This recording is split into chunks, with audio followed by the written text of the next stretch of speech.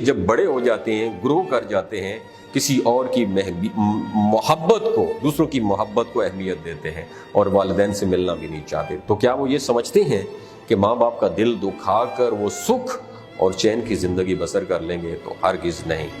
वालिदैन तो माफ़ कर देंगे, लेकिन जो ऊपर एक ज़ात बैठी हुई है वो कभी भी नाइंसाफ़ी नहीं करती। जिसने वालिदैन का दर्जा दिया है ना माँ बाप को, माँ के पैरों तले जन्नत रखी है, क्या वो माफ़ कर देगा? हम में से बहुत सारे लोग अपने बूढ़े वालिदैन की खबरगिरी तक नहीं करते, अपने ही मकासद की तकमील के लिए कोशां रहते हैं, बिल्कुल बिच्छू की तरह। अल्लाह ताला कुरान पाक में फरमाता है कि अपने वालिदैन के सामने ऊंचा भी ना बोलो और उनको उफ तक ना कहो। फिर फरमाते हैं कि बाप की रजा में अल्लाह की रजा है, और फिर फरमाते हैं कि वालिदैन का हर हुक्म मानो। फिर फरमाते हैं कि वालिदैन के चेहरे की तरफ देखकर मुस्कुरा देना मकबूल हज का सवाब है।